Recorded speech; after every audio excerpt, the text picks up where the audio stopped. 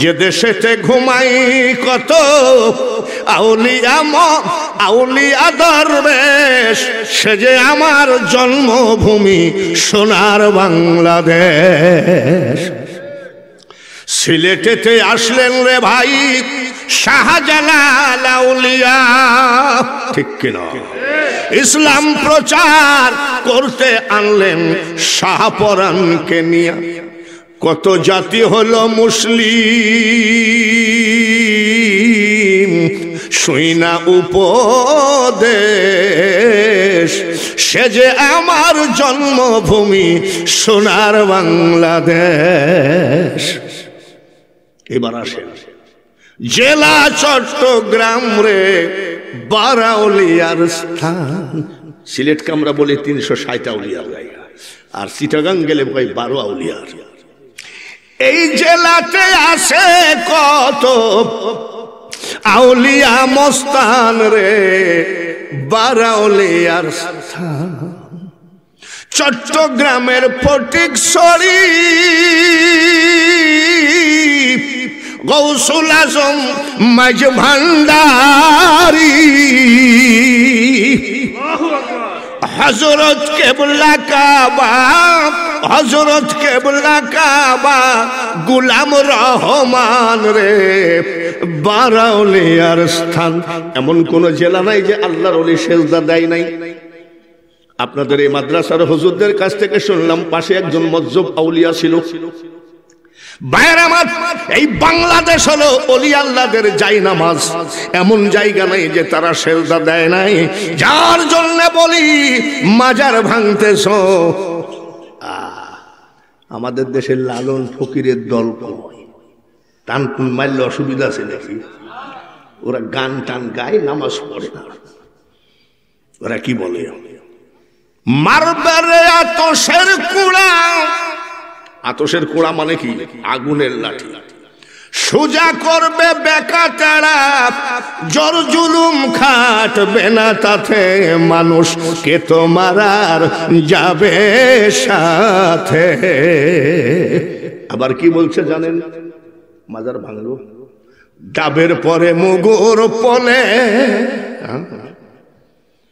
ডাব, একটা ডাব রাখেন আর একটা লাঠি দিয়ে বাড়ি মারেন, ডাবটা কিন্তু লাফাই উঠবে, ঠিক কিনা? তাই বলছে, ডাবের পরে মুগুর পলে, সেদিনে গা টের পাবা তুমি, সেদিনে গা টের পাবা, মন সহজে কি সই হবা। এক লোক বলেছিল, নাম বলবো না, আমি যদি বাংলার প্রধানমন্ত্রী হই লাথি মেরে শাহজালালের মাজার ভেঙ্গে দিব। ভদ্রলোকের পা পছন্দ। তোমাকে একটা পাগড়ি দিল তার গোটা ফ্যামিলি, তোমাকে একটা জুব্বা দিয়েছিল তার গোটা ফ্যামিলি। শুধু তাই না, তুমি বাজারের ভিতরে হাঁটতেছিলা, এক লোক দেখে তোমাকে একটা মাদ্রাসার ছেলে মনে করে কোরআনের উপরে মোহাব্বত করে এক কাপ চা আর একটা বিস্কুট খাইয়েছিল। এই ধরনের তোমাদের মাদ্রাসায় এক বস্তা চাউল দিয়েছিল, তোমাদের মাদ্রাসায় এক বস্তা সিমেন্ট দিয়েছিল, তোমাদের মাদ্রাসায় 50টা টাকা দিয়েছিল। এই ধরনের সব লোকগুলোকে আমি আল্লাহ হুকুম দিলাম, এখনই জাহান্নাম থেকে জান্নাতে নিয়ে যাও।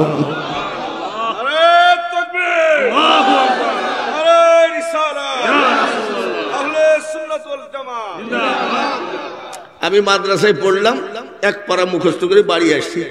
আমার আব্বা কয়, কাল থেকে স্কুলে যাবি। কেন? বলে জীবনে বউ ভাত দিতে পারবি না, যার নাই কোনো গতি সে করে ইমামতি, মোল্লার দৌড় মসজিদ পর্যন্ত, কাল থেকে স্কুলে যাবি। আমি এক পারা মুখস্থ হয়েছে। বলে পারা আমার, আমি ধারি না।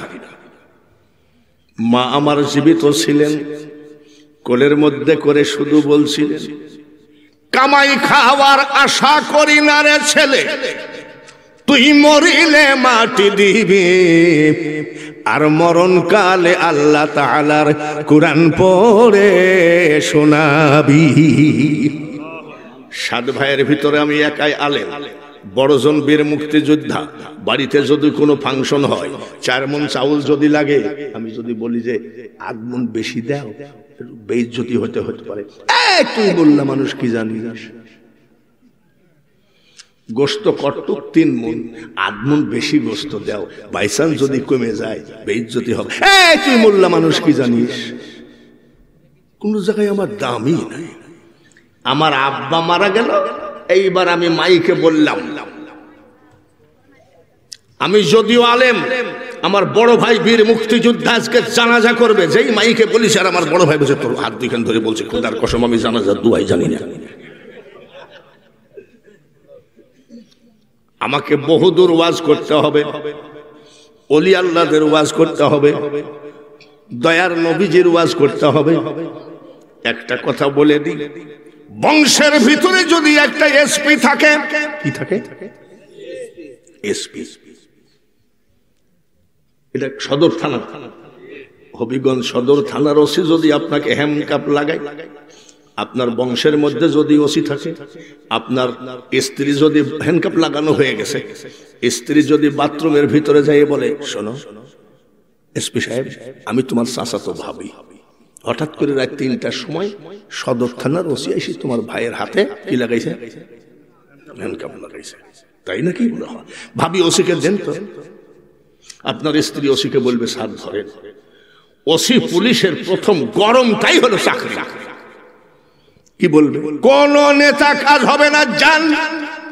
আপনার স্ত্রী বলবে স্যার কোন নেতা না। নেতা নাতে আবার কোন লাফিট দেখি, হ্যালো বলে আমি এসপি বলছি। Yes boss. ঠিক কিনা? ওটা আমার চাচাতো ভাই। জি বস। স্যার বলে জি বস। ছাড়বে কি ছাড়বে না? এসপি ফোন করলে ছাড়বে কি ছাড়বে না?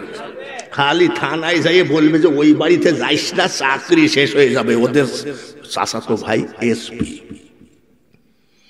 বংশের ভিতরে একটা এসপি থাকলে যেমন হ্যান্ডকাপ লাগানোর ভয় নাই, বংশের ভিতরে একটা ব্যারিস্টার থাকলে যেমন মামলায় হারার ভয় নাই।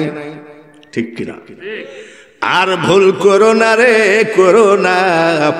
শুধু মাদ্রাসা করলে হবে না, বংশের ভিতরে 2-1টা আলেম যদি না হয়, কিয়ামতের মাঠে হ্যান্ডকাপ কে খুলবে? বাস, কোরআনের ওয়াজ শেষ করলাম।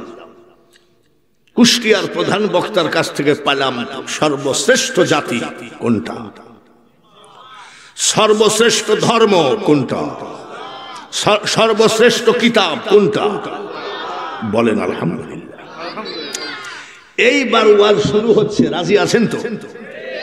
যদি একটু লেট হয়, তবারক তো আছেই নাকি? তবারক তো আছে, অসুবিধা কি? তবারক আছে, একটু দেরি হোক। আপনারা যদি রাজি থাকেন তাহলে আমি ওয়াজ করব। আমি কি ওয়াজ করছি নাকি? কেবল ভূমিকা চলছে। ওয়াজ তো হবে। দয়াল আমার, নামাজ নাই, রোজা নাই, মুইতে পানি লাই না, গাছাই দম মারি কয় দয়াল আমার এই পথ দিয়া আসবে রে, আমি সদাই থাকি পন্থ পানে চায়া। সব ওয়াজ হবে আজ। রাজি আছো? যুবকদের ওয়াজ হবে আজ, সামনে 14 ফেব্রুয়ারি। এবার লাফালাফি করতে পারবা না। এবার 14 ফেব্রুয়ারি সবে বরাত ঠেলাই দিছে আল্লাহ। এবার যে ওই বাগানের ফুল চুরি করে নিয়ে যাই হাতের ভিতরে দিয়ে কুলসুম আই লাভ ইউ, এবার তা করতে পারবা না। এবার 14 ফেব্রুয়ারি কি? এইবার আড্ডা মাইরে দেখো তোমার গুষ্টি কেমনে সাফ করে আল্লাহ। সে ওয়াজও হবে, মা বোনেদের ওয়াজ হবে। রাজি আছেন তো? আমি যত বেলা ওয়াজ করব থাকবেন তো? কারা কারা থাকবেন না হাত তোলেন। ও ভুল করে তুলি ফেলেছে, ভুল হয়েছে, ভুল তো হতেই পারে, আবার হাসাহাসির কি দরকার? এইবার এই মহাপবিত্র কোরআন শরীফটা যিনি আমাদেরকে এনে দিলেন, তিনি শাহজালাল বিজ্ঞান প্রযুক্তির ছাত্র নয়, ওই কুষ্টিয়া ইসলামী ইউনিভার্সিটির ছাত্র নয়, চট্টগ্রাম, খুলনা, রাজশাহী বিশ্ববিদ্যালয়ের ছাত্র নয়, যার নামটা প্রাইমারি থেকে ভার্সিটি পর্যন্ত খুঁজলে কোন স্কুলে তার নাম বলতে কিছু নাই। ওনার ভার্সিটি হলো জবালে নূর পাহাড়ের গুহার ভিতরে ওনার ভার্সিটি। ওই জায়গায় বসে বসে যে কুরআন শরীফটা নিয়ে এসে দিলেন আমাদেরকে, এবার বলেন সব যদি শ্রেষ্ঠ হয় আমার নবীটা কেমন? ঠিক তো? আমাদের ওখানে আবার কিছু মোল্লা বাইর হয়েছে, কয় মোহাম্মদ যা আমিও তা। মোহাম্মদের মুখে দুর্গন্ধ ছিল, কলেমার ভিতরে মোহাম্মদের নাম রাখা যাবে না। এরা কারা জানেন? ফিরাউন বলতো মুসাও যা আমিও তা, নমরুদ বলতো মিল্লাতা আবিকুম ইব্রাহিম হুয়া সাম্মাকুমুল মুসলিম। আল্লাহ বলতেছেন গোটা মুসলিম জাতির পিতা হলো ইব্রাহিম আলাইহিস সালাম, আর নমরুদ বলতো ইব্রাহিম যা আমিও তা। আবু জেহেল বলতো মোহাম্মদ যা আমিও তা। ফিরাউন আসে না মারা গেছে? জোরে কোন? নমরুদ, আবু জেহেল, ওরা যে জন্ম দিয়েছিল সেই সময় সেই আবু জেহেলের, নমরুদ আর ফিরাউনের কিছু নাতিপুতি ছেলে সন্তান নাই নাকি? এই এরাই বিভিন্ন জায়গায় জুব্বা টুব্বা গায়ে দিয়ে কয় মোহাম্মদ যা আমিও তা। এক বিয়াদব কি করছে জানেন? আমি এমনি অসহ্য কারবার আমি দেখতে পারি না। আমরা নিয়াত করি ঠিক এইভাবে। জুম্মার দিন এক বাটপার আমার পাশে দাঁড়াইছে জুব্বা টুব্বা গায়ে দিয়ে, মনে হয় আলেম আলেম ভাব লাগবে। এই আবার নিয়াত করতেছে, আমি এ জুকার আবার কোত্থেকে আসছে? নিয়াতের ভাব দেখেছেন? এরাই হলো আবু জেহেলের পোলাপান, ঠিক কিনা? আর পা দাঁড়াইছে এমন দাঁড়ানো, মনে হয় ওর ভিতর দিয়ে একটা গরুর বাছুর আপ ডাউন করলেও গায়ে বেরবে না। এরা কয় কলেমার ভিতরে মুহাম্মদের নাম রাখা যাবে না। আর আমাদের আহলে সুন্নাত ওয়াল জামাতের আকীদা, আজানে শুনি আপনার নাম, আসেনি? কলেমায় পড়ি আপনার নাম, আসেনি?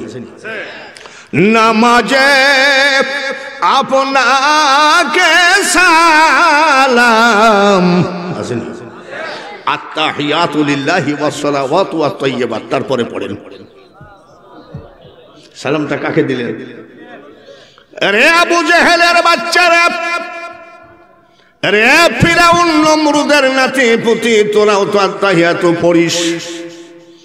কলেমার ভিতর থেকে যদি নবীজির নাম উঠায় দিতে হয় তাহলে তোরা আত্তাহিয়াতু পড়িস না, এতে কোনো সন্দেহ নাই। তার মানে তোদের নামাজ নাই। আমার নবীর মুখে দুর্গন্ধ ছিল। আমার নবী এই যেদিক দিয়ে যেতেন জিজ্ঞাসা করা লাগতো না, আখেরি পয়গম্বর কোন দিক গেল জিজ্ঞাসা করা লাগতো না। 30 মিনিট পর্যন্ত মেশক আম্বরের সেন্ট বের হতো, সবাই জানে নবীজি এই দিকেই গিয়েছে। আর বাটপাররা কি কয়? নবীজির মুখে দুর্গন্ধ ছিল।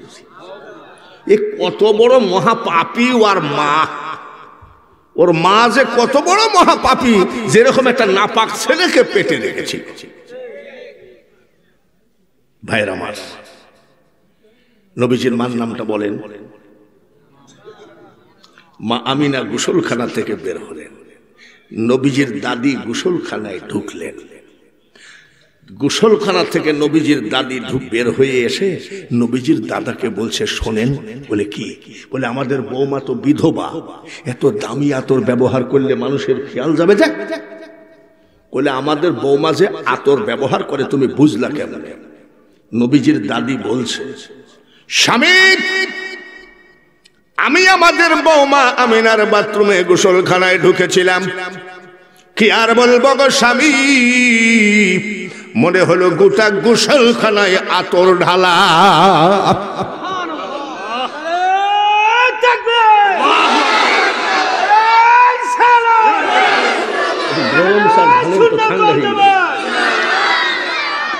তাই নাকি? আচ্ছা, আমরা যতই আন্তর্জাতিক হই, বাথরুম থেকে বের হয়ে আরেকজন যদি ঢুকে, আতরের গ্রান বাইর হয় নাকি? 14 বালতি পানি দেওয়ার পরেও আবার বের হওয়া লাগে, ঠিক কিনা? আর নবীজির দাদি কয় শুধু আতর ঢালা। তা আমি মেয়ে মানুষ, আমি আর কিছু না বলি, তুমি বইলো।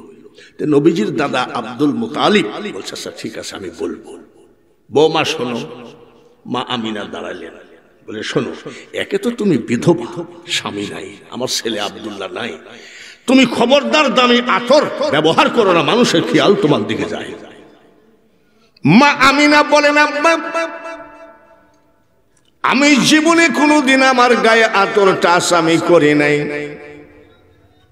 করো নাই? বলে না, তুমি ওই জায়গায় দাঁড়ায় আছো, আমি এখান থেকে আতরের ঘ্রাণ পাচ্ছি। কুরাইশ বংশের বউ হয়ে এত মিথ্যা কথা কেন তুমি বলো? মা আমিনা বলছে আব্বা গো, আমি মিথ্যা বলা তো দূরের কথা, মিথ্যা জানিও না। বলে আমি যে আতরের ঘ্রাণ পাচ্ছি। মা আমিনা বলে তাহলে আব্বা শোনেন, বলো, যেই দিন থেকে আমার পেটে বাচ্চা প্রবেশ করেছে, শুধু আমার গোসলখানা নয়, আমার ড্রয়িং রুম, রান্নাঘর, বেডরুম, আমার বালিশ কাঁথা সব আমি আতরের ঘ্রাণ পাই। এমন কি গো আব্বা, আমি আমিনা আমার লোমের গোড়ায় গোড়ায় আমি জান্নাতি আতরের ঘ্রাণ আমি পাই। আর ওই আবু জেহেলের জন্মের ছেলেরা কয় মোহাম্মদের মুখে দুর্গন্ধ ছিল। সুন্নি ভাইরা বেশি বেশি করে মাদ্রাসা করেন, আলেম পয়দা হোক, তা না হলে একদিন ওলি আল্লাহদের নাম নেওয়া বাংলার জমিনে কষ্ট হবে। ওদের দেখেন বাসা ভাড়া নিয়ে মাদ্রাসা, 8,000-এর থেকে পড়ি আইসে আব্বাকে বলছে 2 কাঠা জমি দাও, মাদ্রাসা করি। কেন? বলেন না হলে চাকরি আর কোথায় করব। কেবল টিনের ঘর হতে হতে ওদের বিল্ডিং হতে 3 বছর লাগে। আর আমাদের একটা সুন্নি মাদ্রাসা 12 বছরে একটা টিন পরিবর্তন হয় নাই, একটা ইট ওই মাদ্রাসায় লাগে না। ভাইরা আমার, নবীজির মা আমিনা খাতুন বলছেন, আমি একটু হাঁটাহাঁটি করতাম, আমার পার নিচে পাথর পড়তো, আমার ছেলের ইজ্জতে আমার পার নিচের পাথর তুলার মতো নরম হয়ে যেতে দেখেছি। নারায়ে তাকবীর, নারায়ে রিসালাত। আমার নবী কিরকম? সব মুসলমান জাতি, ধর্ম, কিতাব সব যদি শ্রেষ্ঠ হয়, আমার নবীটা কেমন? মা আমিনা বলেন, আমি একটু হাঁটাহাঁটি করতাম, আসমানের নিচ দিয়ে আমার মাথার উপর দিয়ে ঝাঁকের ঝাঁক পাখি উড়ে যেত। আমি আমিনা নিজে কানে শুনেছি, এক পাখি আর এক পাখিকে বলতে শুনেছি, পাখিরা রে, জমিনের উপর দিয়ে যেই মা হাঁটাহাঁটি করে, এটা হলো পৃথিবীর শ্রেষ্ঠ মা, যার পেটের ভিতরে আছে আখেরি পয়গম্বর। মা আমিনার মাথার উপর দিয়ে উড়ে যাওয়া মারাত্মক বেয়াদবি। মা আমিনা বলছেন, আমার ছেলে খাতনা দেওয়া অবস্থায় এসেছে। কি দেওয়া? খাতনা মানে কি? আচ্ছা, মুসলমানি যারা দিয়ে দেয় তাদেরকে আমাদের, আপনাদের দেশে কি বলে? আমাদের দেশে কয় হাজাম। হাজামি? আরে এখনকার হাজাম তো জাগাতে মলম লাগায়, ইঞ্জেকশন দেয়, অবশ করে, আধুনিক মেশিন দিয়ে কাটে, ছেলেরা মোটেও টের পায় না। আর আমরা যারা মুসলমানি দিয়েছি, মুরব্বীরা জিজ্ঞাসা করেন টুলের পুরে বসাইছে, টুলের পুরে বসায় বাঁশের কঞ্চি দিয়ে মাল এইভাবে চাইতে দিচ্ছে, ঠিক কিনা? এইভাবে কাটছে আমার। একটা ট্যাবলেট ওষুধ জুটে নাই, চুল আর কালি লাগাই দিছে, আর না এরকম ন্যাকড়া তেনা পোড়াই কালি লাগাই দিছে। ঠিক কিনা? মুরব্বীরা কোন ঠিক কিনা? এখনকার ছেলে পেলে ঠিক বললে এটা মানে মিথ্যা হবে। মুরব্বীরা বলেন ঠিক কিনা? মা আমিনা বলেন আমার ছেলে খাতনা দেওয়া অবস্থায় এসেছে, মুসলমানি দিয়েই এসেছে। কারণ কি? এখানে যত মুসলমান আমরা আছি সবাই তো মুসলমানি দিয়েছি, তাই না? হাজামে ওই জায়গাটা নাড়ছে কি নাড়ে নাই? হয়তো আপনি বলতে পারেন আমি চাইপি ধরেছিলাম, নাড়তেই দিইনি, কাটলো কেন? আমার আল্লাহ বলে পৃথিবীর মানুষ, তাম পৃথিবীর মানুষের ইজ্জত হাজামে দেখবে রে, আমার হাবিবের ইজ্জত কোনদিন হাজামে দেখতে পারবে না। জ্ঞানী বুঝে ইশারায়, মূর্খ সাপল দিয়ে চোখের মনি ফাটাইয়ে দিলেও বোঝে না। আর কত বলবো, 4 দিন 10 দিন ব্যাপী যদি এখানে প্রোগ্রাম করো, আমার নবীর সম্মান আমি ওয়াজ করতে পারবো, কিন্তু একটা মাহফিলে উঠেছি 11টার সময়, আমাকে অল দিকে কভার দিতে হবে, যার জন্য আমি বলে গেলাম দোস্ত আমার মুহাম্মদ রে আমার নামের সাথে জড়িত, আর যাহার সৃষ্টি না হইলে কিছুই পয়দা না হইত, সেই নবীর উম্মত আমরা। বলেন আলহামদুলিল্লাহ। ওয়াহাবি সুন্নি কাকে বলে বলবো? আমি এইবার 10 বার হজ করছি আপনাদের দোয়ার বরকতে। তো এইবার আমি রমজান মাস ফুল মক্কা মদিনাই বেশি কাটিয়েছি।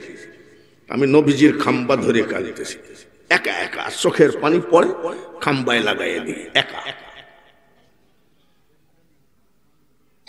হাতে কড়া পায়ে বেড়ি, এই আসামি ফেরোয়ারি, মদিনার কোটে নবী চালান হয়েছি, দয়ার নবী তোমার দরবারে, এই আসামি আমি হাজির হয়েছি। কানতেছি একবারে, যে নবী যাতে শুনতে পায়, মনটা নবীর দিকে চলে গেছে। ডান পাশে এক জুব্বা টুব্বা গায়ে দিয়ে এসে কয়, মাবুদ কিয়ামতের মাঠে আমার নবীকে দুজকে দিও না। হারামজাদা আবার নবীর জন্য দোয়া করতে এসছে। কথা বুঝতেছে? সুন্নি কাকে বলে বলবো নাকি? যে ঘরে সন্তান হয়, এই ঘরটাকে আপনাদের দেশে কি ঘর কয়? আতুর ঘর। আবু জেহেলের বাড়ির কাছে 2 তলা বিল্ডিং, এইটা আতুর ঘর। মা আমিনার পেটের থেকে দয়ার নবী আইসে সেজদা দিয়েছিলেন ওই ঘরে। আর পাশে কিন্তু আবু জেহেলের বাড়ি। আবু জেহেলের বাড়িতে 2022টা পায়খানা। আমি বলছি মাবুদ গো, ওগো মাবুদ, এই আতুর ঘরের খাতিরে তুমি আমাকে মাফ করে দাও। তোমার হাবিব এই জায়গায় প্রথম সেজদা দিয়ে বলেছে, আল্লাহুম্মা ইয়া রাব্বি হাবলি উম্মতি, এই জায়গার খাতিরে তুমি আমাকে মাফ করে দাও। কানতেছি, আর পিছন থেকে এক লোক কয় আল্লাহুম্মা আমিন। একা একা একটা ভাব আসে, লোক হয়ে গেলে তখন রিয়া আসতে পারে। সঙ্গে সঙ্গে মোনাজাত শেষ করে চোখের পানি মুছতেছি। বাবাজির বাড়ি কোথায়? মাদারীপুর। উনিও হজ করতে গেছে, আর আমার বাড়ি কুষ্টিয়া। তো আমার থেকে একটু বেশি হবে বয়স, তো চলেন একটু ঘোরাঘুরি করি। বলে না, আমি পেশাব করব। কি করবে? জোরে কম। পেশাব করে আসেন, আমি দাঁড়াই। এখানেই তো আবু জেহেলের বাড়ি, পেশাব কাশাব। আমার পেশাব লাগে নাই। আমি এবার কোন উল্টা পাল্টা লোক রে, পেশাব লাগে নাই তো পেশাব করবেন কেন? কত বড় সুন্নি দেখেন। বলে কুষ্টিয়ার হাজি, আমি যখন হজের পাসপোর্ট ভিসার জন্য দিলাম, তখন আমি নিয়াত করেছিলাম হজ আমার হোক না হোক, ওই হারামখোরের বাড়িতে পেশাব না করে আমি বাড়ি ফিরবো না। কড়া শুননি কিন্তু জোরে কোন ঠিক কিনা? আমরা কি কাউকে ভয় পাই? আরো জোরে বলেন, আমরা কাউকে ভয় পাই? এই জমিনে 360 আউলিয়া ঘুমায় আছে। সব জায়গায় মস্তানি করো, শাহজালালের জমিনে মস্তানি করো না। রাজশাহীতে গৌসে পাকের নাতি হযরত শাহ মখদুম ঘুমায় আছে। বগুড়া মহাস্থানগড়ে ইব্রাহিম আদহাম বলখি ঘুমায় আছে। রংপুর টাউনে আল্লামা কারামত আলী ঘুমায় আছে। বাগেরহাটে হযরত খানজাহান আলী ঘুমায় আছে। তোমাদের ট্যাবলেট এদেশে বিক্রি হবে না। এখন তো টিভি দেখি না, একসময় টিভি দেখতাম, এখন তো টিভি পকেটে। তো দেখতাম টিভির সামনে একজন টিউবওয়েল চাপে আর আরেকজন বলে যতই চাপাচাপি করো। দেখছেন নি? আরে আবু জেহেলের সন্তানরা, সব দেশে তোমাদের মন্ত্র মার্কেটিং করতে পারবা, এই দেশে মার্কেটিং করতে পারবা না। তার কারণ যে দেশেতে ঘুমাই কত আউলিয়া আউলিয়া দরবেশ, সে যে আমার জন্মভূমি সোনার বাংলাদেশ। সিলেটেতে আসলেন রে ভাই শাহজালাল আউলিয়া, ঠিক কিনা? ইসলাম প্রচার করতে আনলেন শাহপরানকে নিয়ে। কত জাতি হলো মুসলিম, শুইনা উপদেশ, সে যে আমার জন্মভূমি সোনার বাংলাদেশ। এবার আসেন জেলা চট্টগ্রাম রে 12 আউলিয়ার স্থান। সিলেটকে আমরা বলি 360 আউলিয়ার জায়গা, আর চিটাগাং গেলে ভাই 12 আউলিয়ার। এই জেলাতে আছে কত আউলিয়া মস্তান রে, 12 আউলিয়ার স্থান। চট্টগ্রামের ফটিকছড়ি গৌসুল আজম মাঝ ভান্ডারি, হযরত কেবলা কাবা, হযরত কেবলা কাবা গোলাম রহমান রে 12 আউলিয়ার স্থান। এমন কোন জেলা নাই যে আল্লাহর ওলি সেজদা দেয় নাই। আপনাদের এই মাদ্রাসার হুজুরদের কাছ থেকে শুনলাম পাশে একজন মজ্জব আউলিয়া ছিল। ভাইয়ের আমার, এই বাংলাদেশ হলো ওলি আল্লাহদের জায়নামাজ, এমন জায়গা নাই যে তারা সেজদা দেয় নাই। যার জন্য বলি মাজার ভাঙতেছ। আমাদের দেশের লালন ফকিরের দল কয়, টান মারলে অসুবিধা আছে নাকি? ওরা গান টান গায়, নামাজ পড়ে না। ওরা কি বলে, মারবে আতশের কুড়া। আতশের কুড়া মানে কি? আগুনের লাঠি। সোজা করবে বেকা তেড়া, জোর জুলুম খাটবে না তাতে, মানুষ কে তো মারার যাবে সাথে। আবার কি বলছে জানেন? মাজার ভাঙলো, ডাবের পরে মুগুর পলে। ডাব, একটা ডাব রাখেন আর একটা লাঠি দিয়ে বাড়ি মারেন, ডাবটা কিন্তু লাফাই উঠায়, ঠিক কিনা? তাই বলছে ডাবের পরে মুগুর পলে, সেদিনে গা টের পাবা তুমি, সেদিনে গা টের পাবা, মন সহজে কি সই হবা।